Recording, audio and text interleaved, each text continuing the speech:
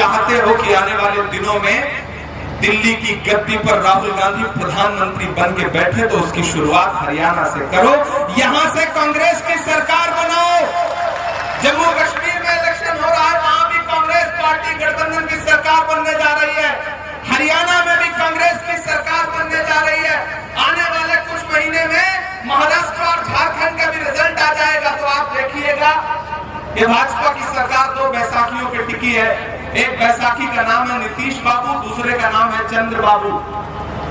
कब कौन सी बैसाखी सरकेगी और कुर्सी ऐसे नीचे आ जाएगी, कोई भरोसा नहीं है।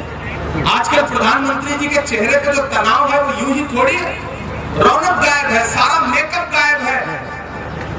आपने देखा कि नहीं, डिजाइनर कपड़े पहनने के बाद भी चेहरे पे नूर नहीं आ पा रहा है। क्यों? क्योंकि जो 400 पार का नारा था उसे हिंदुस्तान की आवाम ने ला करके 240 पे सिमटा दिया। कहने के लिए नरेंद्र मोदी जी प्रधानमंत्री हैं, लेकिन पार्लियामेंट में सिक्का राहुल गांधी का चलता है। हमारा लीडर ऑफ अपोजिशन जो चाहता है सरकार को वो करना पड़ता है। ये ताकत हिंदुस्तान की आवाम ने दी है। मैंने कहा ना, भाजपा के झूठ के चक्कर में नहीं आना। वो पिछले दिनों प्रधानमंत्री साहब पार्लियामेंट में स्पीच कर रहे थे, सामने खड़े होकर बोले, बताओ कांग्रेस वालों तुमने 70 साल में क्या बनाया। इधर से मैं खड़ा हो गया, मैंने सोचा मैं बताऊं, पीछे दीपेंद्र हुड्डा भाई बैठे थे, बोले इमरान भाई मत बताओ, जो बताओगे ये उसको भी बेच देंगे, इनका काम सिर्फ बेचने का है, इनको मत बताओ। और ये जो भाजपा वाले आकर के 70 साल का हिसाब पूछते हैं, मैं तो फिरोजपुर झिरका के बड़गली चौक पे खड़ा होकर कहना चाहता हूं कि अरे भाजपाइयों, आप हमसे 70 साल का हिसाब पूछते हो, आप अपने गिरेबान में झांको। जो भारतीय जनता पार्टी की सरकार अपना चलाया हुआ 2000 का नोट 7 साल नहीं चला सकी, वो हमसे 70 साल का हिसाब मांगती है। वो सारे नारे झूठे थे, याद है वो नारा भाइयों बहनों, याद है वो नारा, खजाने की चाबी मेरे हाथ में सौंप दो, मैं देश नहीं लुटने दूंगा, याद है वो नारा, चौकीदारी करूंगा।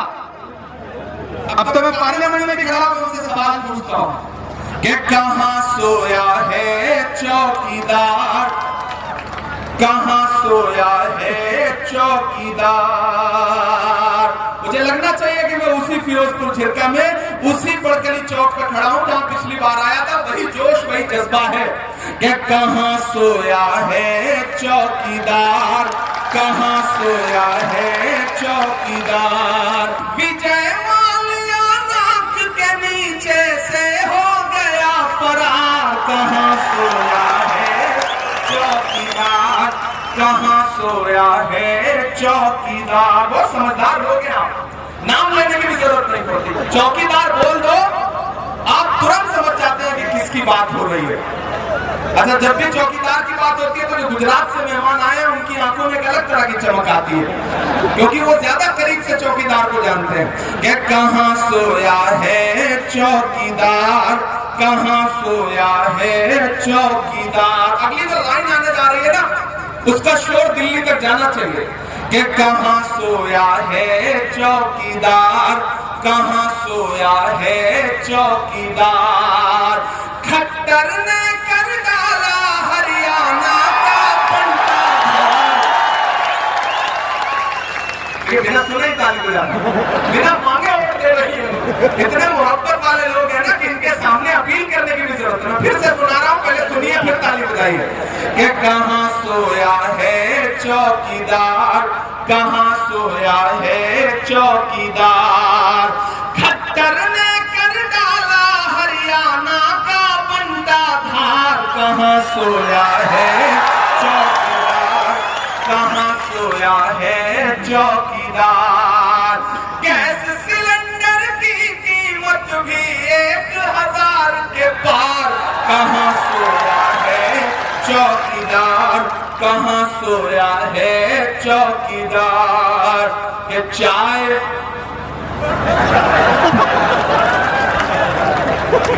सिर्फ चाय आ जा रही है, आपको स्वाद आ जा रहा है, ये कमाल है हरियाणा कि चाय बेचने वाला पूरा भारत बेच रहा है। सही कह रहा हूं कि नहीं कह रहा हूं? सही कह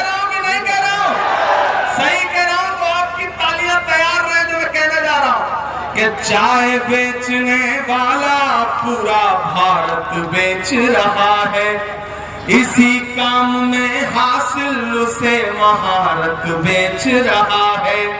कि रेल बिक गई, तेल बिक गया, बिका हवाई अड्डा।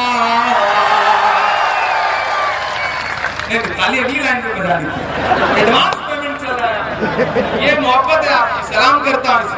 अगली जो लाइन आने जा रही है ना, उसमें एक नाम आएगा, वो नाम सुन के आपके दिल में गुदगुदी पैदा होगी, तो उसे तालियों में बदल के उसे दिल्ली तक पहुंचा देना।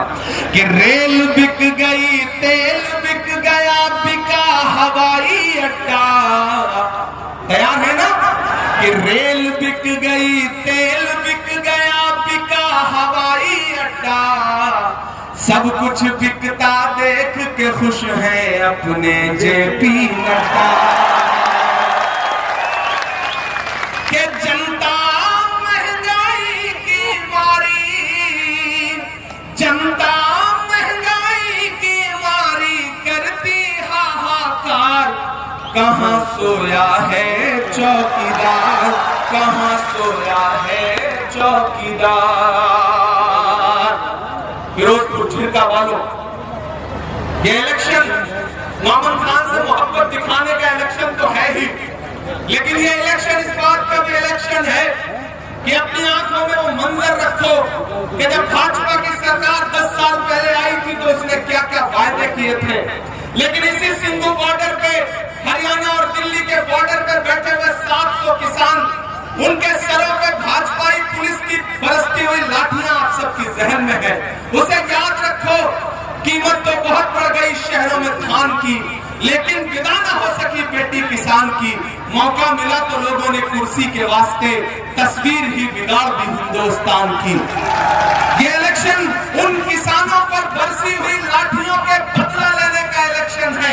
ये इलेक्शन हरियाणा के उन नौजवानों के अरमानों के टूटने के बदला लेने का इलेक्शन है कि जब यहाँ का जवान रात के सुबह के 4 बजे उठ करके सेना में भर्ती होने के सपने सजा करके मेडिकल की तैयारी करता था, लेकिन भाजपा की सरकार ने अग्निवीर ला करके हरियाणा के नौजवानों के सपनों को चकनाचूर करने का काम किया है।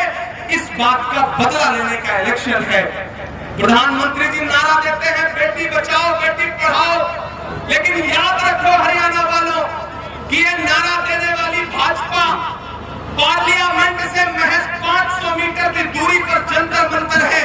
जब हरियाणा की बेटियां, ओलंपिक लाने वाली बेटियां, हरियाणा का सम्मान बढ़ाने वाली बेटियां अपना हक मांगने के लिए जंतर मंतर पर बैठी, तो बेटी बचाओ बेटी पढ़ाओ का नारा लगाने वाली भाजपा सरकार ने, पुलिस ने उन्हें जंतर मंतर पर घसीटने का काम किया।